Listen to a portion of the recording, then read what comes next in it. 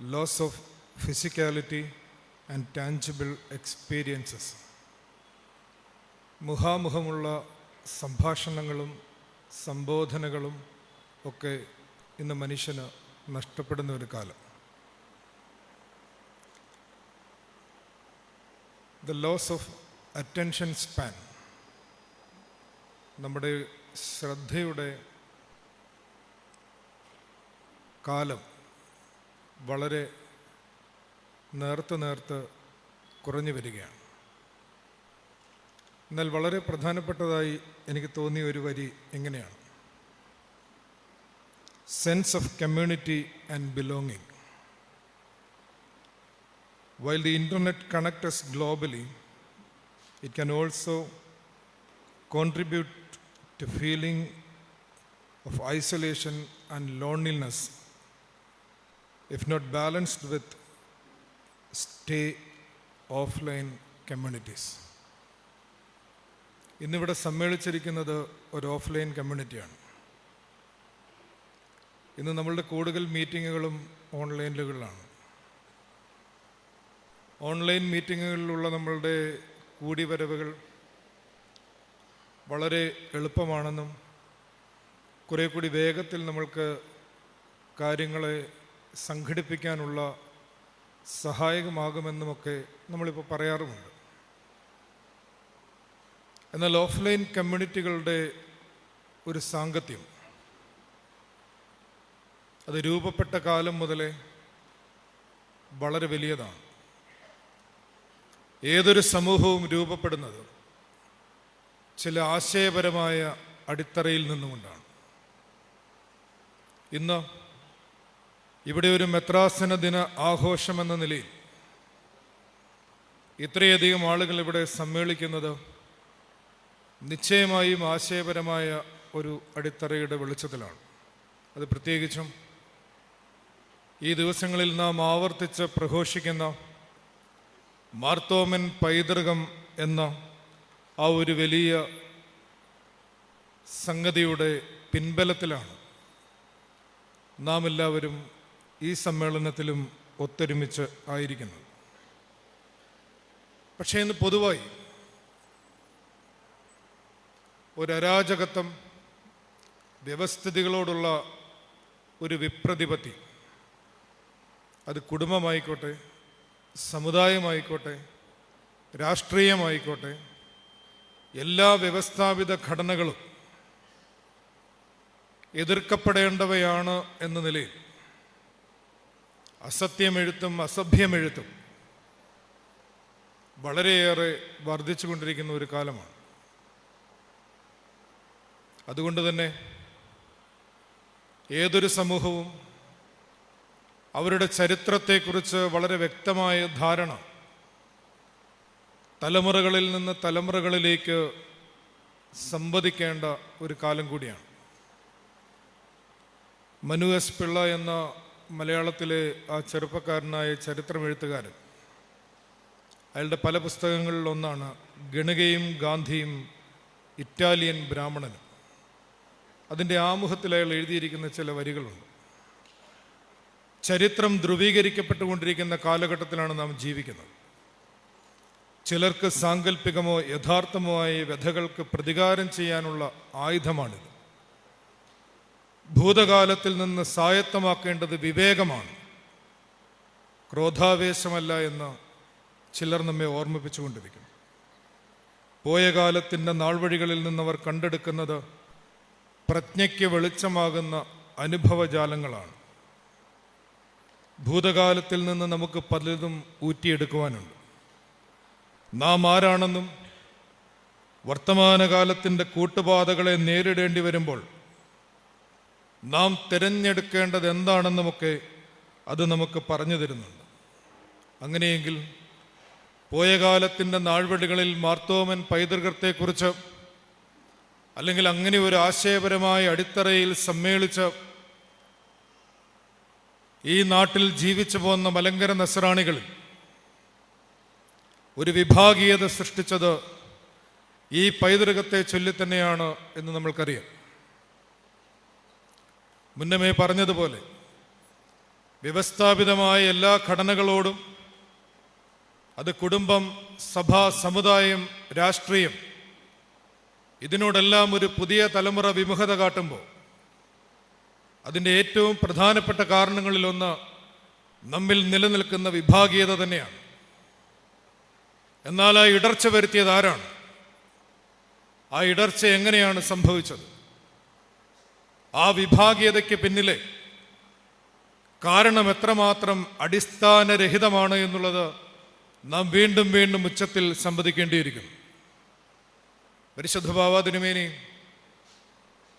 യാക്കോബ് തൃതീയൻ പാത്രിയർക്കീസ് ബാവായുടെ കൽപ്പനയെക്കുറിച്ച് ഇവിടെ പരാമർശിച്ചു. ഒരുപക്ഷെ പരിശുദ്ധ പാത്രിയർക്കീസ് ബാവ സുറിയാനി ആരാധനാ സാഹിത്യത്തിൽ നന്നേ അവഗാഹം നേടിയിട്ടുള്ള വ്യക്തിയാണ് എന്ന് നമ്മൾക്കറിയാം. എന്നാൽ ആ പരിശുദ്ധ പിതാവ് എന്തുകൊണ്ട് അത്തരത്തിൽ മാർത്തോമാ ശ്ലീഹായുടെ പൗരോഹിത്യത്തെക്കുറിച്ച് ഒരു ദുർവ്യാഖ്യാനം സമ്മാനിച്ചു എന്നുള്ളത് നാം ആരായേണ്ടതുണ്ട്. കാരണം സുറിയാനി ആരാധനാ സാഹിത്യത്തിൽ ഇത്തരത്തിലൊരു ദുർവ്യാഖ്യാനത്തിന് വിധേയമാകുന്ന വേദഭാഗത്തെ എത്തരത്തിലാണ് വ്യാഖ്യാനിച്ച് തന്നിരിക്കുന്നത് എന്നുള്ളത് നാം നിശ്ചയമായും ഈ കാലത്ത് ഓർത്തെടുക്കേണ്ടതാണ്. നമ്മുടെ കർത്താവിൻ്റെ ഉദ്ധാന പെരുന്നാളിന് ശേഷം പുതുഞായറാഴ്ച നാം വായിക്കുന്ന ഒരു പ്രാർത്ഥനയുണ്ട്. ആ പ്രാർത്ഥനയിൽ വിശുദ്ധ യോഹന്നാന്റെ സുവിശേഷത്തിൽ നിന്ന് അന്നേ ദിവസം നാം വായിക്കുന്ന സുവിശേഷ ഭാഗം അടയ്ക്കപ്പെട്ട വാതിലിനുള്ളിലേക്ക് 2 തവണ ഉദ്ധിതനായ ക്രിസ്തു പ്രത്യക്ഷനാവുന്ന ആ വേദഭാഗത്തിൻ്റെ സമ്മോഹനമായ ഒരു വ്യാഖ്യാനമുണ്ട്. ആദ്യ തവണ അടയ്ക്കപ്പെട്ടിരുന്ന വാതിലിനുള്ളിലേക്ക് ക്രിസ്തു പ്രവേശിക്കുമ്പോൾ അവിടെ മാർത്തോമാ ശ്ലീഹ ഇല്ലായിരുന്നുവെന്നും ശിഷ്യന്മാർ പറഞ്ഞത് തനിക്ക് ബോധ്യപ്പെട്ടില്ല എന്നും അവൻ്റെ വിലാപ്പുരത്ത് തൻ്റെ വിരൽ സ്പർശിച്ചിട്ടല്ലാതെ താൻ വിശ്വസിക്കുകയില്ല എന്ന് അവിടെ പറയുന്നതായും ആദ്യ ഖണ്ഡികയിൽ വായിക്കും. ആഴ്ചവട്ടത്തിൻ്റെ 8-ാം നാൾ വീണ്ടും അടച്ചിരുന്ന വാതിലിനുള്ളിലേക്ക് യേശുതമ്പുരാൻ പ്രവേശിക്കുന്നു. അപ്പോൾ പരിശുദ്ധനായ മാർത്തോമാ ശ്ലീഹ അവിടെയുണ്ട്. തൻ്റെ വിലാപ്പുറത്തേക്ക് വിരലുകൾ സ്പർശിക്കുവാനുള്ള അനുവാദം തൻ്റെ ശിഷ്യന് ഗുരുനാഥൻ സമ്മാനിക്കുന്നു. ഈ ഭാഗത്തെക്കുറിച്ചുള്ള വ്യാഖ്യാനം സുറിയാനി സഭാ പാരമ്പര്യത്തിൽ അതിൻ്റെ ആരാധനാ സാഹിത്യത്തിൽ ഇങ്ങനെയാണ് സമ്മാനിച്ചിരിക്കുന്നത്. 11 ഭക്ഷണത്തിനിരിക്കുമ്പോൾ നീ അവർക്ക് കാണപ്പെടുകയും അവർ വിശ്വസിക്കുകയും ചെയ്തു. തോമായാകട്ടെ നിന്നെ കാണാഞ്ഞതിനാൽ പരസ്യമായി കണ്ട് ചവളം കൊണ്ട് തുറന്നിട്ടുള്ള വിലാവും ആണികളാൽ തുളയ്ക്കപ്പെട്ട കൈകളും തൊട്ടറിയാതെ വിശ്വസിപ്പാൻ മനസ്സായില്ല. ശ്ലീഹന്മാരുടെ ഉപദേശത്തിനും വഴിപ്പെട്ടില്ല. മറ്റുള്ളവരുടെ അടിസ്ഥാനത്തിൽ പണിയാതിരിപ്പാൻ അവർ സാക്ഷിച്ചത് വിശ്വസിച്ചുമില്ല. ഇതാണിവിടെ ഒന്നാമത് പറയാനുള്ളത്. മറ്റുള്ളവരുടെ അടിസ്ഥാനത്തിൽ തൻ്റെ വിശ്വാസം പണിയാൻ തോമാ ശ്ലീഹ തയ്യാറാവുന്നില്ല. ഭാരതീയ പാരമ്പര്യത്തിൽ വിശ്വാസത്തെക്കുറിച്ച് പരാമർശിക്കുന്ന മനോഹരമായൊരു ദൃഷ്ടാന്തമുണ്ട്. അത് അറിവാർജിക്കുന്നതിനെക്കുറിച്ചും വിശ്വാസം രൂപപ്പെടുന്നതിനെക്കുറിച്ചുമൊക്കെ പൊതുവായി പറയാറുള്ള ഒരു ദൃഷ്ടാന്തമാണ്. കാട്ടിൽ തീ പടർന്നിരിക്കുന്നു. അങ്ങനെയൊരു വാർത്ത നിങ്ങൾ കേട്ടത് നിങ്ങൾക്ക് വിശ്വസിക്കാം. രണ്ടാമതൊരു തലമുണ്ട്. ഈ കേട്ട വാർത്തയുടെ ഉത്ഭവം തേടി, അതിൻ്റെ യാഥാർത്ഥ്യം തേടി നിങ്ങൾക്ക് സഞ്ചരിക്കാം. നിങ്ങൾക്ക് വേണമെങ്കിൽ ആ തീ എവിടെയാണോ കത്തിയിരിക്കുന്നത് അത് പോയി കാണാം, കണ്ടു വിശ്വസിക്കാം. മൂന്നാമതൊരു തലം കൂടിയുണ്ട്. നിങ്ങൾക്ക് വേണമെങ്കിൽ ആ തീയായി തീരാം. ഗുരുവിനെ പോലെയാകുന്നത് ശിഷ്യന് മതി എന്നൊക്കെയുള്ള പൗരസ്ത്യ ഗുരുപാരമ്പര്യത്തിലെ മനോഹരങ്ങളായ വരികളുടെ കാതൽ ഇത്തരത്തിലൊരു തീയായി തീരലിനെ കുറിച്ചുള്ള സൂചനയാണ് എന്ന് ആചാര്യന്മാർ പഠിപ്പിക്കാറുണ്ട്.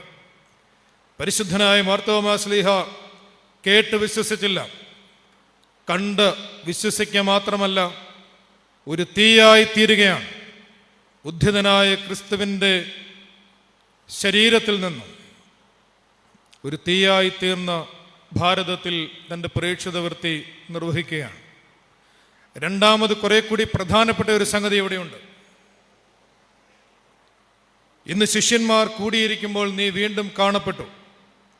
യൂതന്മാരെ ഭയന്ന് കതകുകൾ അടച്ചിരിക്കെ പെട്ടെന്ന് നീ അവരുടെ മധ്യേ വന്ന് നിന്ന് നിങ്ങൾക്ക് സമാധാനമെന്ന് പറഞ്ഞു. 2-3 വരികൾ വിട്ട് ഞാൻ വായിക്കുകയാണ്. 3 ദിവസങ്ങൾക്ക് ശേഷം ഞാൻ ഉയർത്തെഴുന്നേൽക്കും. പ്രധാനാചാര്യന്മാർ മുതൽ പേർ എന്നെ പിടിച്ച് കുരിശിച്ചു കൊല്ലുമെന്ന് മുമ്പ് പറഞ്ഞത് ഞാൻ തന്നെയാകുന്നു. ഖബറിൽ നിന്നുയർത്ത നിങ്ങളുടെ ഗുരു ഞാൻ തന്നെ. എൻ്റെ 2ാമത്തെ വരവിൽ നിങ്ങൾക്ക് സിംഹാസനങ്ങൾ തരാമെന്ന് പറഞ്ഞതും ഞാൻ തന്നെ. കഴിഞ്ഞ ഞായറാഴ്ച നിങ്ങൾക്ക് കാണപ്പെട്ട നിങ്ങളുടെ ഗുരു ഞാൻ തന്നെയാകിയാൽ നിങ്ങൾ ഭയപ്പെടേണ്ട. പരിശുദ്ധനായ പാത്രിയർക്കീസ് സിംഹാസനങ്ങൾ തരാമെന്ന് പറഞ്ഞത് 2ാമത്തെ ആഴ്ചയാണ് എന്ന് വായനയിൽ തെറ്റിപ്പോയതാണോ, ആരെങ്കിലും തെറ്റിദ്ധരിപ്പിച്ചതാണോ എന്നറിയില്ല. നിങ്ങളെ സ്ഥിരീകരിപ്പാനായി ഇന്നും ഞാൻ കാണപ്പെട്ടിരിക്കുന്നു. ഇനി പറയുന്നത് കുറെ കൂടി വേദശാസ്ത്രപരമായി ഗൗരവമായ സംഗതിയാണ്. ക്രൈസ്തവ സഭയുടെ അടിസ്ഥാന വിശ്വാസ ശിലകളെ ഊട്ടിയുറപ്പിക്കാൻ തക്ക വിധമാണ് പരിശുദ്ധനായ മാർത്തോമാ ശ്ലീഹായുടെ ആദ്യത്തെ പ്രത്യക്ഷതയിലെ അഭാവം, 2ാമത്തെ പ്രത്യക്ഷതയിലെ സാന്നിധ്യം എന്നുള്ളത് ഇവിടെ അടിവരയിട്ടുറപ്പിക്കുകയാണ്. സശരീരനായിരിക്കെ ഞാൻ നിങ്ങളുടെ അടുക്കൽ പ്രവേശിച്ചു, കതകുകൾ തുറന്നിട്ടില്ല. യഹൂദന്മാരെ ഭയന്ന് ശിഷ്യന്മാർ കതകുകൾ അടച്ചിട്ടിരിക്കുകയാണ്. അവിടേക്കാണ് കതകുകൾ തുറക്കാതെ, ജനാലകൾ തുറക്കാതെ, മച്ച് പൊളിക്കാതെ സശരീരനായി ശരീരത്തോടുകൂടി ഞാൻ നിങ്ങളുടെ സമീപം എത്തിയിരിക്കുന്നു എന്ന് പറയുന്നു. എന്തിൻ്റെ ദൃഷ്ടാന്തം? ക്രൈസ്തവ സഭയുടെ വിശ്വാസത്തിൻ്റെ 2 അടിസ്ഥാന പ്രമാണങ്ങളാണ് ഇനി ഇവിടെ പറയുന്നത്. സുറിയാനി ആരാധനാ സാഹിത്യത്തിൽ ഇത്രമേൽ സുന്ദരമായി ഇത് ആഖ്യാനം ചെയ്തിട്ടും എന്തുകൊണ്ട് ചിലരെ ക്ഷുദ്രം ചെയ്ത് മയക്കിയതുപോലെ ഇത് വിസ്മരിച്ച് കൽപ്പനയിറക്കാൻ പ്രേരിപ്പിച്ചു എന്നുള്ളതാണ് നാം ആരായേണ്ടത്. അതിങ്ങനെ വായിക്കും: അങ്ങനെ തന്നെ കന്യാവ്രത മുദ്ര സുരക്ഷിതമായിരിക്കെ കന്യകയുടെ ഗർഭത്തിൽ നിന്ന് ഞാൻ ജനിച്ചു. ദ വിർജിൻ ബർത്ത്, കന്യകാ ജനനമെന്ന ക്രൈസ്തവ സഭയുടെ വിശ്വാസത്തിൻ്റെ അടിസ്ഥാനപരമായ സൂചന. 2ാമത് പറയുന്നു, അങ്ങനെ തന്നെ കല്ലറയിൽ മുദ്ര സുരക്ഷിതമായിരിക്കുകയും കാവൽ പട്ടാളം ഭദ്രമായി കാത്തുവരികയും ചെയ്യുമ്പോൾ ഞാൻ അതിൽ നിന്ന് പുറപ്പെട്ടു. The empty tomb. ക്രിസ്തു ഉയർത്തെഴുന്നേറ്റിട്ടില്ല എങ്കിൽ ഞങ്ങളുടെ പ്രസംഗം വ്യർത്ഥം, നിങ്ങളുടെ വിശ്വാസം വ്യർത്ഥം. The womb and the tomb, മറിയമിൻ്റെ ഉദരവും കല്ലറയിലെ ഉദരവും, ഇത് സഭയുടെ അടിസ്ഥാന വിശ്വാസമാണ്, ക്രൈസ്തവ സഭയുടെ അടിസ്ഥാന വിശ്വാസമാണ്. ഈ വിശ്വാസത്തിൻ്റെ സ്ഥിരീകരണമാണ് സശരീരനായിരിക്കെ, താൻ കതകുകൾ പൂട്ടിയിരിക്കെ നിങ്ങളുടെ ഇടയിലേക്ക് 2ാം വട്ടവും കടന്നു വന്നത് എന്ന് വളരെ വ്യക്തമായി പറയുന്നു. ഈ ഒരു ആരാധനാ സാഹിത്യം രൂപപ്പെടുന്ന പശ്ചാത്തലം വ്യത്യസ്തങ്ങളായ വേദവിപരീതങ്ങളുടെയും സത്യത്തെ തമസ്കരിക്കാനുള്ള പരിശ്രമങ്ങളുടെയും പശ്ചാത്തലത്തിലാണെന്ന് നിങ്ങൾ മറക്കരുത്. The Orthodox veneration of Saint Mary the Theotokos എന്നൊരു പുസ്തകം റഷ്യൻ പാരമ്പര്യത്തിലുണ്ട്. അതിൽ വളരെ വ്യക്തമായി പറയുന്നുണ്ട്, പരിശുദ്ധ കന്യകമറിയാം അമ്മയുടെ ഉദരത്തിൽ നിന്ന് ക്രിസ്തുവിൻ്റെ കന്യകാജനനം, അതിനെ തമസ്കരിക്കാൻ അക്കമിട്ട് അവർ നടത്തിയ ശ്രമങ്ങളെക്കുറിച്ച് യഹൂദന്മാർ മുതൽ യവനന്മാർ മുതൽ പിന്നീട് താത്വികന്മാർ മുതൽ ചിന്തകന്മാർ മുതൽ എല്ലാവരും, സഭയിലെ പല വിഭാഗങ്ങൾ ചേർന്ന് നടത്തിയ പരിശ്രമങ്ങളെക്കുറിച്ച് അതിൽ പറയുന്നുണ്ട്. കന്യക ഗർഭം ധരിച്ചൊരു മകനെ പ്രസവിക്കുമെന്ന യേശായയുടെ പുസ്തകത്തിലെ വാക്ക് സെപ്റ്റുവജിൻ്റ് പകർത്തി എഴുതുന്ന സമയത്ത് യുവതി ഗർഭം ധരിച്ച് ഒരു മകനെ പ്രസവിക്കുമെന്ന് അന്നത്തെ യഹൂദ റാബിമാർ എഴുതി ചേർത്തുവെന്ന് ആ പുസ്തകത്തിൽ നാം വായിക്കുന്നുണ്ട്. വിർജിൻ എന്നുള്ളതിന് പകരം A young woman will conceive എന്ന് ചേർക്കുന്നു. ഇത്തരത്തിലുള്ള പരിശ്രമങ്ങൾ സഭയ്ക്കുള്ളിലല്ല, യഹൂദ മതബോധത്തിനുള്ളിലല്ല. മാക്സ് മുള്ളറുടെ ആത്മകഥയിൽ പറയുന്നുണ്ട്, യഹൂദന്മാർ മരിക്കുമ്പോൾ അവരുടെ ശവപ്പെട്ടിക്കുള്ളിൽ 3 കല്ലുകൾ വയ്ക്കുമായിരുന്നത്രേ. എന്തിന്? 1 സ്വർഗത്തിലെത്തുമ്പോൾ മറിയത്തെ എറിയാൻ, 2 ജോസഫിനെ എറിയാൻ, 3 ക്രിസ്തുവിനെ എറിയാൻ. ഇത്തരത്തിലൊരു വലിയ മതവിദ്വേഷത്തിൻ്റെ, ക്രിസ്ത്യാനിറ്റിയോടുള്ള വലിയൊരു എതിർപ്പിൻ്റെ പശ്ചാത്തലത്തിൽ വേണം കന്യകാ ജനനത്തെക്കുറിച്ച് ഈ ആരാധനാ സാഹിത്യത്തിൽ രേഖപ്പെടുത്തിയിരിക്കുന്നത് ക്രൈസ്തവ സഭയുടെ അടിസ്ഥാന വിശ്വാസത്തെ സംബന്ധിച്ച് എത്രമേൽ പ്രബലമായ ഒന്നായിരുന്നുവെന്ന്.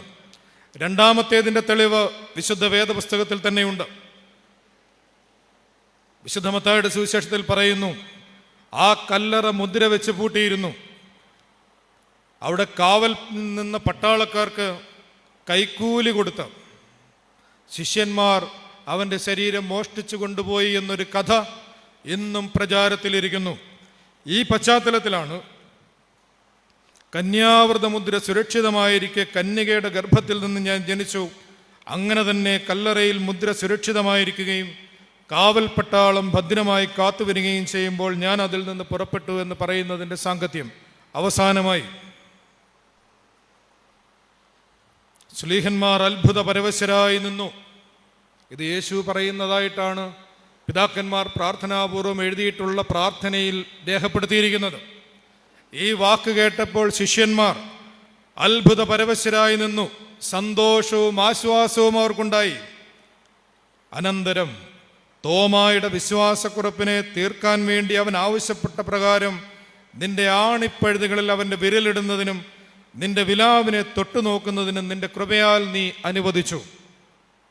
ഇനി വേദപുസ്തകത്തിൽ കാണുന്നത് പോലെയല്ല ആരാധനാ സാഹിത്യത്തിൽ കാണുന്നത്. അവൻ കണ്ടു വിശ്വസിക്കുകയും സ്പർശിച്ചറിയുകയും ചെയ്തു.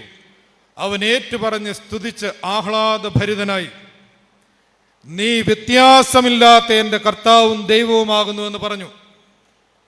വേദപുസ്തകത്തിൽ എൻ്റെ കർത്താവും എൻ്റെ ദൈവവുമേ എന്ന് നാം വായിക്കുന്നുള്ളൂ. എന്തുകൊണ്ടായിരിക്കും സുറിയാനി സഭയുടെ ആരാധനാ സാഹിത്യത്തിൽ വ്യത്യാസമില്ലാത്ത എൻ്റെ കർത്താവും ദൈവവുമേ എന്ന് വിളിക്കുന്നത്?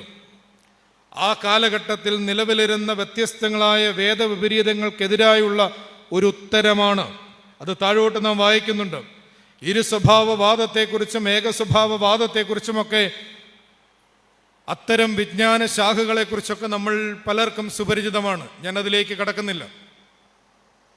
അത്തരമൊരു സാഹചര്യത്തിലാണ് നിന്നിലെ ദൈവത്വവും മനുഷ്യത്വവും വേർപിരിയാനാവാത്ത വിധം ഒന്നായി തന്നെ നിലകൊള്ളുന്നുവെന്നുള്ള സഭയുടെ സത്യവിശ്വാസത്തിൻ്റെ ഒരു പ്രഖ്യാപനമായിട്ടാണ് എൻ്റെ കർത്താവും എൻ്റെ ദൈവവുമേ എന്നുള്ള വാക്കിനെ സഭാപിതാക്കന്മാർ വ്യാഖ്യാനിച്ച് നൽകിയിട്ടുള്ളത്. അവൻ ഏറ്റുപറഞ്ഞ് എല്ലാ സംശയങ്ങളെയും നീക്കിക്കളഞ്ഞു. അവൻ്റെ സമ്മത പ്രഖ്യാപനത്താൽ അവർണ്ണനീയമായ ഒന്നിപ്പിന് ശേഷം സ്വഭാവം രണ്ടെന്ന് സംശയിക്കുന്നവരുടെ സംശയത്തെ ഇല്ലാതാക്കി. നിന്റെ അവതാരം വെറും തോന്നലും മായയുമാണെന്ന് പറഞ്ഞിരുന്നവർക്ക് ഡോസറ്റിസം എന്ന് പറയുന്ന ഒരു ചിന്താധാരയെന്ന് നിലനിന്നത് നിങ്ങൾക്കറിയാം. ആ തോന്നൽ വാദത്തിനെതിരായുള്ള ഉത്തരമാണ് നിന്റെ അവതാരം വെറും തോന്നലും മായയുമാണെന്ന് പറഞ്ഞിരുന്നവരുടെ തർക്കം അവൻ്റെ സ്പർശനത്താൽ ഹനിച്ചു. ദൈവത്വത്തിലും മനുഷ്യത്വത്തിലുമുള്ള നീ ഒന്ന് തന്നെയെന്ന് തോമായെ പഠിപ്പിച്ചു. ഉണ്മയിലും ജഡധാരണത്തിലും നീ ഒന്ന് തന്നെ, മേലുയരങ്ങളിലും താഴെ ആഴത്തിലും നീ ഒന്ന് തന്നെ. ലാസറിൻ്റെ കല്ലറയ്ക്കൽ കരഞ്ഞത് മനുഷ്യനും ലാസറിനെ ഉയർപ്പിച്ചത് ദൈവവും എന്നൊക്കെ പറഞ്ഞിരുന്ന സ്കൂളിനെ എതിരായി തന്നെ കൃത്യമായി പഠിപ്പിക്കുകയാണ്. ഞങ്ങൾക്ക് വേണ്ടി കഷ്ടതകളും കുരിശും സഹിച്ച ഞങ്ങളുടെ കർത്താവും ദൈവവും നീയാകുന്നു. ഞങ്ങളെ പ്രതി മരിച്ചടക്കപ്പെട്ട് 3-ാം ദിവസം ഉയർത്തെഴുന്നേറ്റ് ഞങ്ങളെ രക്ഷിച്ച നീ ഞങ്ങളുടെ കർത്താവും ദൈവവുമാകുന്നു. ഇത്തരത്തിൽ വ്യക്തിപരമായ വിശ്വാസം അത് അഗ്നി പോലെ തൻ്റെ ഹൃദയത്തെ ആളിപ്പടരേണ്ടതാണ്. അത് കേട്ട് മാത്രം വിശ്വസിക്കേണ്ടതല്ല, കണ്ട് അതായിത്തീരേണ്ടതാണെന്ന് പഠിപ്പിച്ചതാണ് മാർത്തോമൻ പൈതൃകം. അതുപോലെ തന്നെ കന്യകാ ജനനം, കല്ലറയിൽ നിന്നുള്ള ഉത്ഥാനം, ഈ 2 അടിസ്ഥാന വിശ്വാസ പ്രമാണങ്ങൾ ക്രൈസ്തവ സഭയുടെ വിശ്വാസത്തിൻ്റെ ആധാരശിലകളാണെന്ന് ഉറച്ചു പ്രഖ്യാപിക്കലാണ് മാർത്തോമൻ പൈതൃകം. അതുപോലെ തന്നെ പഴയ കാലത്താണെങ്കിലും പുതിയ കാലത്താണെങ്കിലും സത്യവിശ്വാസത്തിനെതിരായി, ഓർത്തോദുക്സോ വിശ്വാസത്തിനെതിരായി ഉയരുന്ന എല്ലാത്തരം വേദവിപരീതങ്ങളോടും അസന്നിഗ്ധമായി പ്രതിരോധിക്കലാണ് മാർത്തോമൻ പൈതൃകം. ഞാൻ എൻ്റെ വാക്കുകൾ ഉപസംഹരിക്കുകയാണ്. ക്രിസ്തുവിലേക്കുള്ള വാതിലാണ് പരിശുദ്ധനായ മാർത്തോമാ ശ്ലീഹ. ക്രിസ്തുവിലേക്കുള്ള വാതിലാണ് ഏതൊരു അപ്പോസ്തോലനും. അത്തരമൊരു തോന്നലിൽ നിന്ന് കുറിച്ചു വെച്ച ചില വരികളുണ്ട്. അത് വായിച്ച് ഞാൻ എൻ്റെ പ്രഭാഷണം അവസാനിപ്പിക്കുകയാണ്. ശിഷ്യന്മാരെല്ലാം ചുവട് വെച്ചത് ക്രിസ്തുവിൻ്റെ പിന്നാലെയായിരുന്നു. അത് പലപ്പോഴും ഓർക്കാതെ പോകുന്നത് നമ്മളാണ്. അവൻ നൽകിയ സ്വപ്നമാണ് അവരുടെ ഹൃദയം നിറയും. അവൻ ഓതിയ പാഠങ്ങളാണ് ശിരസ് നിറയും. അവൻ്റെ ചോര വീണ മണ്ണിൽ നിന്ന് അവരുടെ കാലുകൾക്ക് ചിറകുമുളച്ചു. അത്യുന്നതങ്ങളിൽ നിന്ന് അഗ്നിനാവുകൾ അവരുടെ മേൽ പാറിയെത്തി. റൂഹ അവരിൽ കത്തിപ്പടർന്നു. പിന്നെ അവർ നടന്ന വഴികളത്രയും ഒരഗ്നിക്കാവടിയാട്ടമാണ്. അല്പകാലത്തേക്ക് വിവിധ പരീക്ഷകൾ നിമിത്തം നിങ്ങൾ വ്യസനിക്കേണ്ടി വന്നാലും അതിൽ ആനന്ദിക്കുവേൻ. കാരണം അഗ്നിശോധനയെ അതിജീവിക്കുന്ന നശിച്ചു പോകുന്ന സ്വർണത്തേക്കാൾ വിലയേറിയതായിരിക്കും പരീക്ഷകളെ അതിജീവിക്കുന്ന നിങ്ങളുടെ വിശ്വാസമെന്ന് ഘോഷിച്ച് അവർ ജനത്തെ ക്രിസ്തുമാർഗത്തിലേക്ക് ആനയിച്ചു. ശിഷ്യന്മാരുടെ നടപടി പുസ്തകം ഇനിയും ഇനിയും ആവർത്തിച്ച് നാം ധ്യാനിക്കണം. വെള്ളമില്ലാത്ത കിണറുകളും കൊടുങ്കാറ്റ് കൊണ്ടോടുന്ന മഞ്ഞുമേഘങ്ങളുമാകാതിരിപ്പാൻ നാം അവരെ ഉൾക്കൊള്ളണം. ഒരു മനസ്സോടെ ജീവിച്ചവരുടെ കൂട്ടമാണ് സഭയെന്നറിയണം. സകലവും പൊതുവക എന്നെണ്ണിയവരുടെ കൂട്ടം. പണം വാങ്ങി കൈവപ്പ് നൽകാതിരുന്നവർ, തിരുവെഴുത്തിൻ്റെ പൊരുൾ തിരിച്ചു നൽകാൻ എത്ര വേണമെങ്കിലും കൂടെ പോന്നവർ, തിരുവോരങ്ങളിൽ സുവിശേഷമായി തന്നെ സ്വയം ജീവിച്ചു തീർത്തവർ, പരസ്പരമുള്ള തർക്കങ്ങൾ പറഞ്ഞു തീർക്കാൻ ശേഷിയുണ്ടായിരുന്നവർ, ഹൃദയത്തിൽ കുത്തുകൊള്ളുന്ന പള്ളിപ്രസംഗങ്ങൾ നടത്തിയവർ, സാമൂഹിക തിന്മകളെ നിർഭയം ശാസിച്ചവർ, നന്മയ്ക്ക് പകരം ഉപദ്രവമേറ്റതിൽ ആനന്ദിച്ചവർ, ദേവന്മാർക്ക് തുല്യം ബഹുമാനം നൽകാൻ എത്തിയവരുടെ മുമ്പിൽ നിന്ന് ഒഴിഞ്ഞു മാറിയവർ, കേട്ട പഴികൾക്കും നിന്ദകൾക്കുമെതിരെ പ്രാർത്ഥനാ നിർഭരമായ മൗനം പാലിച്ചവർ, വാഴ്ത്തലുകളെയും താഴ്ത്തലുകളെയും ഋഷീതുല്യമായ ആന്തരിക സ്വച്ഛതയോടെ അതിജീവിച്ചവർ, തെറ്റുകൾ ഏറ്റുപറഞ്ഞ് തിരുത്താൻ ആത്മബലമുണ്ടായിരുന്നവർ, അവനോടുകൂടി മരിക്കാൻ തുനിഞ്ഞിറങ്ങിയവർ. ഇതാണ് അപ്പോസ്തോലന്മാർ പകർന്നു വെച്ച പൈതൃകം. ഇതാണ് അപ്പോസ്തോലിക പാരമ്പര്യം. ഈ ഒരു അപ്പോസ്തോലിക ശ്ലൈഹിക പാരമ്പര്യത്തിലാവണം നാം അഭിമാനിക്കേണ്ടതും അനന്തര തലമുറയ്ക്ക് നാം അതായിരിക്കണം അവശേഷിപ്പിക്കേണ്ടതുമെന്ന് ഓർമ്മപ്പെടുത്തിക്കൊണ്ട് നിങ്ങളെല്ലാവരുടെയും നല്ല ശ്രദ്ധയ്ക്ക് ഒരിക്കൽ കൂടി ഹൃദയപൂർവമായ നന്ദി അർപ്പിച്ചുകൊണ്ട് എൻ്റെ വാക്കുകൾ ഉപസംഹരിക്കണം.